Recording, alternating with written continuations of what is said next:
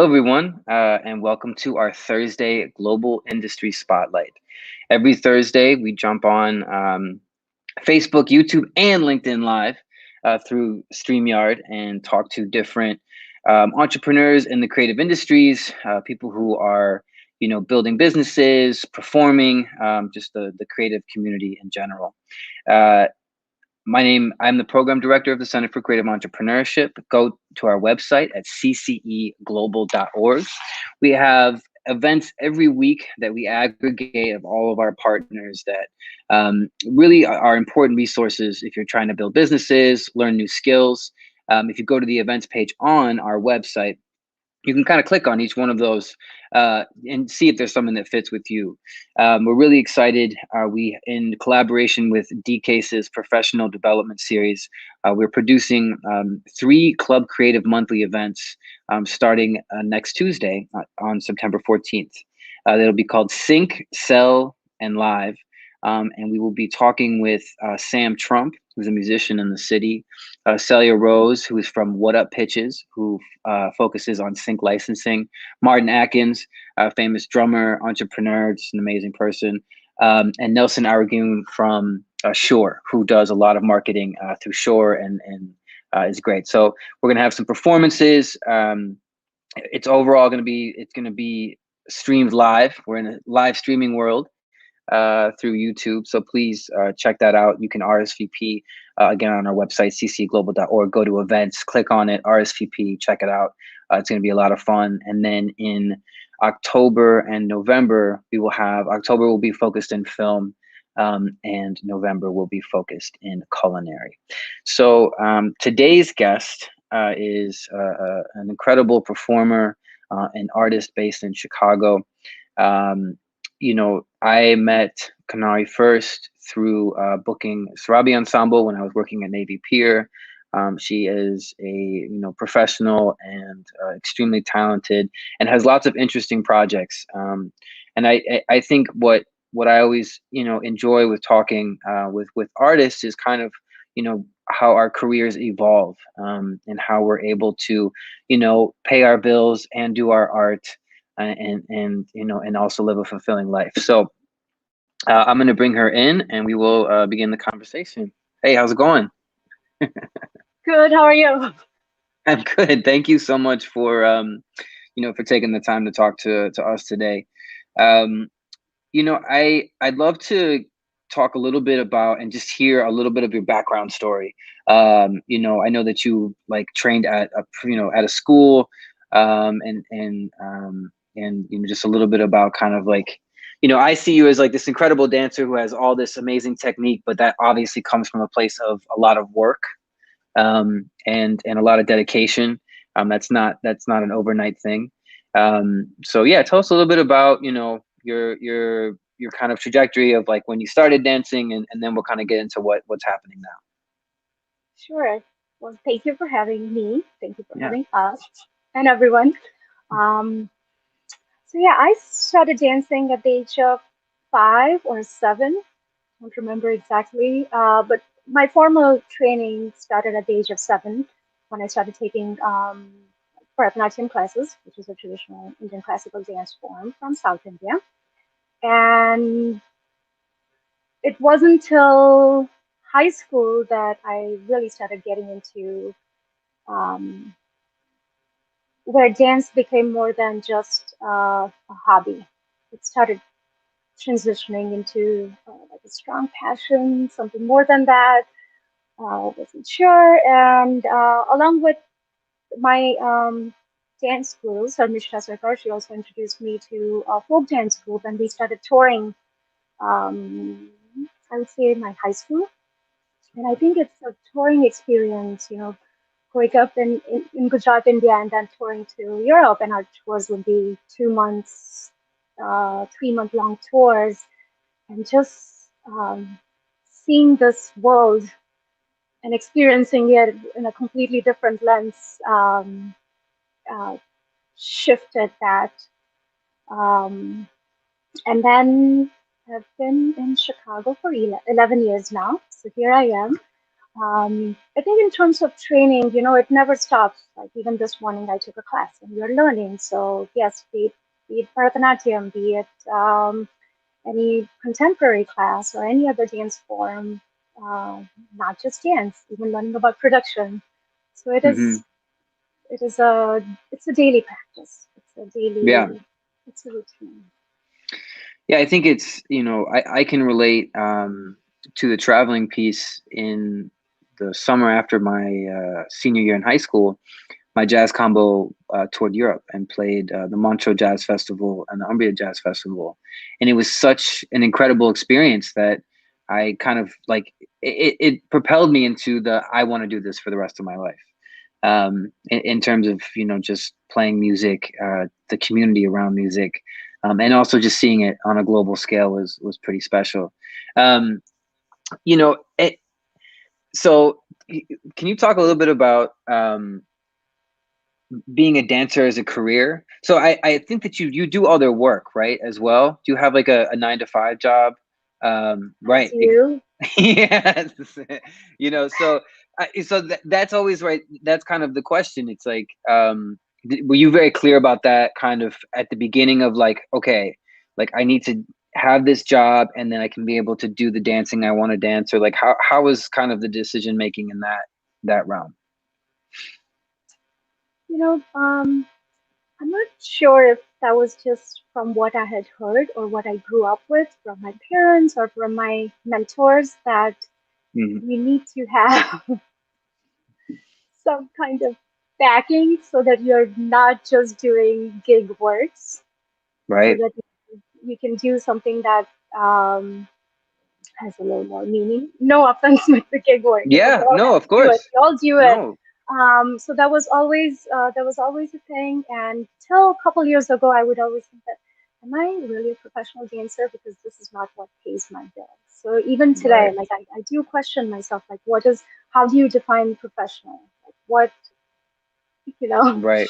Right. Well, Um, I feel like the professional term is comes from like a business sense that really has not a big place necessarily in the creative fields in that regard, right? Like what makes you I mean, I was a professional drummer. I played 5 nights a week, and a lot of the gigs were fun, but they weren't necessarily meaningful. And I think that now that I have other work, the things that I am able to projects I'm able to participate in can be a little more intentional and have more meaning. And I don't have to say yes, to things maybe that I don't want to do anymore, which I'm grateful for. Um, so, you know, and then, talking about right now, with building Ishti, can you talk a little bit about, starting Ishti and kind of the concept behind it? sure. So we started in 2016, and it started as a group or a duet of two friends, so myself and my wonderful partner, Preeti Virapati. We started working on a production, and that was our fully immersive evening length production that we had created.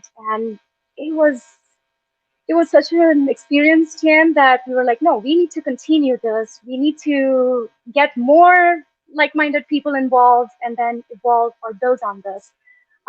So yeah, what started as in 2016, it has evolved.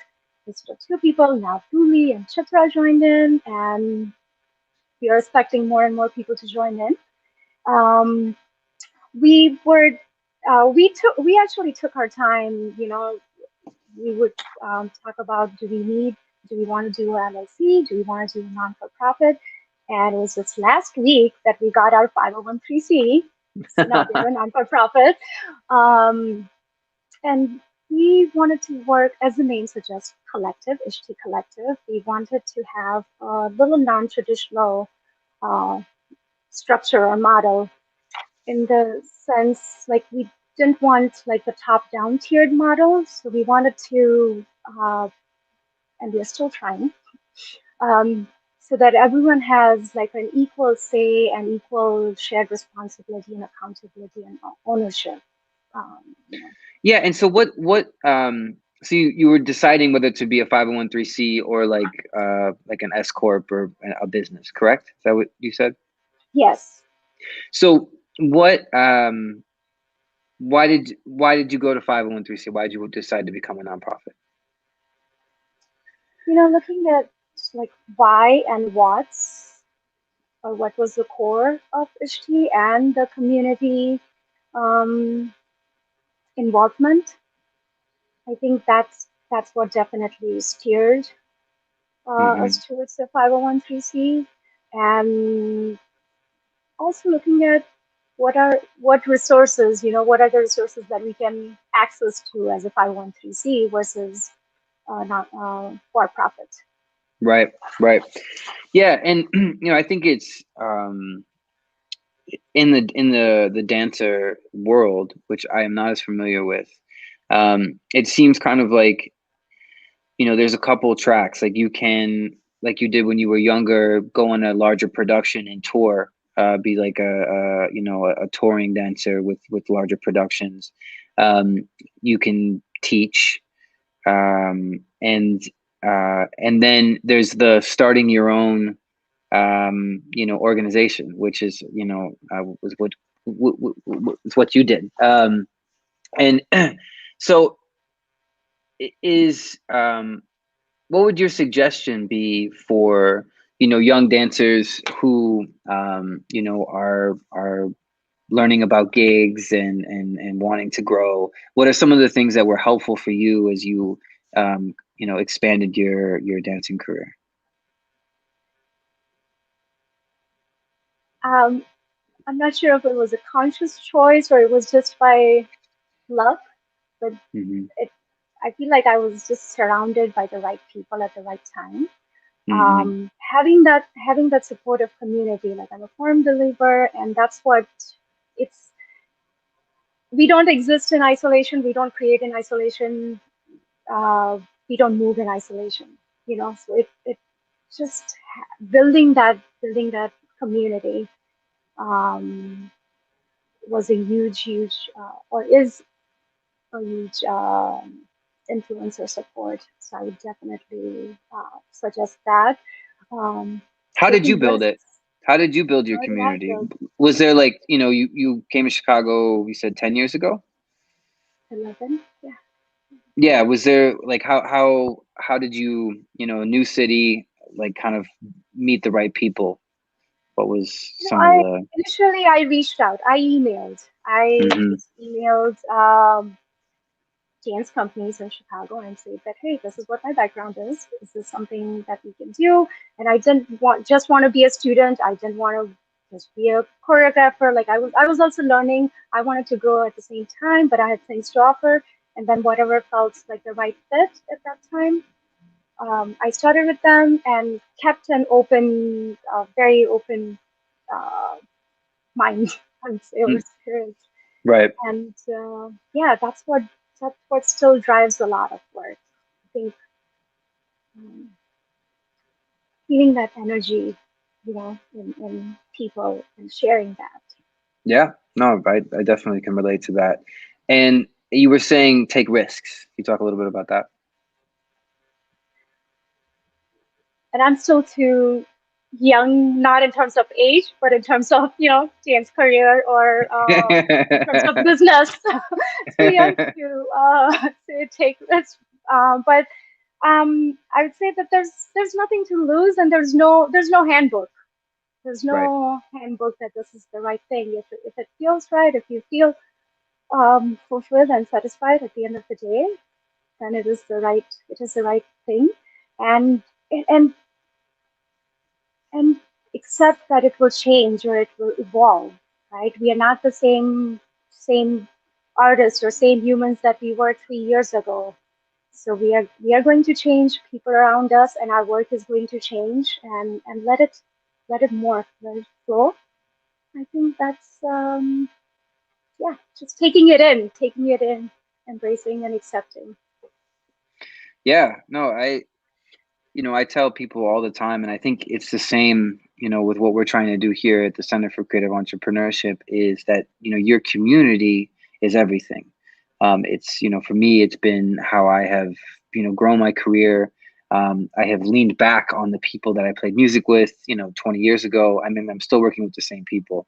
I was laughing with a good friend, David Chavez. Half the people that we work with are all worked at Hot House, 15 years ago. Uh-huh. And someone was like the door person, and this person was a cocktail server, and now these people are in bigger positions, and you just kind of never really know. But that was a moment in time, and you know right now I know that you just got off a cool tour in Mexico with Syrupy. Can you talk a little bit about that? Yeah, talk about the tour. So Syrupy Ensemble is bunch of lovely humans and musicians, dancers, everyone coming from a different artistic or musical background, Indian, Middle Eastern, African, Spanish guitar, flamenco. Right. This particular tour, the project started 2 years ago, right before the pandemic, with Juan Diaz and Lorena from Sones de Mexico. And we couldn't do a lot last year. So the tour and a lot of projects were postponed to this year. And Carlo Basile, we made the tour happen. The group had toured in December 2019, I believe, to Oaxaca. And so we wanted to continue that relationship with Oaxaca and especially take a part of Mexico from Chicago back there. So Hmm. that's how the project evolved, and yeah, it was reaching going to. So we had like one center from Oaxaca City or Wawapan, but it was a lot of every day was a, an hour, 2 hour drive, doing workshops in the morning, and then a performance, lunch with the mayor or the government officials or the artists there, and then dinner with them and coming back. So that was a lot of, yeah, Yeah, that's cool. basically the tour. And then talk about what does Ishti have coming up? What are your congratulations on the 501(c) status. That's awesome. I know that that opens up like a ton of doors in terms of applying for grants and being able to kind of grow projects and have some resources. But yeah, what are some of the goals or projects that you guys have coming up? You know, the nearest projects are night outs in the park. So Hmm. we are doing it's returning home, and that will be September 30th and October 1st at September 30th Gompers Park, October 1st at Fosco Park. We are also participating in the Sea Chicago Dance. They do like a dance village kind of thing for the summer dance celebration, and that's Yeah. September 15th at Portage Park. We are currently working on a second version of a production that we started in 2017. So we Oh already wow. had like two, but we are it's and we are it's so exciting, Daniel. We are working with a lot of different dancers with different backgrounds, and they're all such Mhm. beautiful creators themselves. So yeah, that Yeah. will be more of a film project, which we are planning on touring next year. Wow. So you guys have Uh, that's yeah, it's fantastic. There's a lot of plans. I'm gonna one more time just put so everyone knows the HT's website and their Instagram accounts. I would suggest to everyone, go check out what they're doing. Sign up for their mailing list, follow them on Instagram. The work that I've seen has been pretty fantastic, and I'm excited to kind of check out where things go from here. I mean, it's it's really important, for creative scenes to just have, organizations like Ishti, that are kind of pushing boundaries, collaborating with different types of people, building projects, making our cities, arts and culture beautiful. So Kinnari, thank you so much for your work as a dancer and building stuff, and Preeti as well. So I guess we'll end with Kinnari talked about how it's really important to build your community. It's really important to find your people. Maybe have a 9 to 5 job so that you can focus on the projects you want to focus on. Well, I laugh at that because I only recently had a 9 to 5. Probably 4 years ago, I was full time, teaching, playing for 15 years, and and it was beautiful and wonderful, and I wouldn't take it back. But I also appreciate now how I can focus on some different projects, and don't have to play Sweet Caroline and some tunes maybe that I don't like to play so much. Can we add the 9 to 5 with some flexibility, or a With lot some of flexibility? flexibility, some work from home flexibility, maybe work from my dance studio flexibility. Yeah. Check emails. Well, great. Well, thank you so much for taking the time to talk to us today. Again, check out the work of Ishti Collective and Kinnari and all the stuff that she's doing. Also, Syrupy Ensemble, another great group in Chicago. If you have any questions about their work or about what they're doing, please reach out to her or me. I can connect you. Center for Creative Entrepreneurship, we are building community, we're building network, we're providing and working on providing resources for entrepreneurs in the creative industries, dance organizations, music organizations, and really want to extend our network as far as we can. Today I talked to someone from Finland who's building some stuff in the creative industries, and it's just really wonderful to see the passion globally for helping creatives come to life in their own cities. So I have a wonderful day. Thank you so much for taking the time to talk to me. Thank you. And I imagine we will see each other soon. So take care. Yes. Well, there you have it. Thanks everyone for watching our Global Industry Spotlight, happening every Thursday. Next week, we will talk to Lena from Finland, who works at Humac University. She's a specialist in the creative industries. Really had an amazing conversation with her today. I can't wait to talk about what she's doing and kind of the what Europe looks like, in building and supporting the creative ecosystem out there. So with that, my name is Daniel Crane. I'm the program director for Center for Creative Entrepreneurship. Please check us out at cceglobal.org. We hope everyone has a wonderful rest of the day, and we will talk with you soon. Thank you. Take care.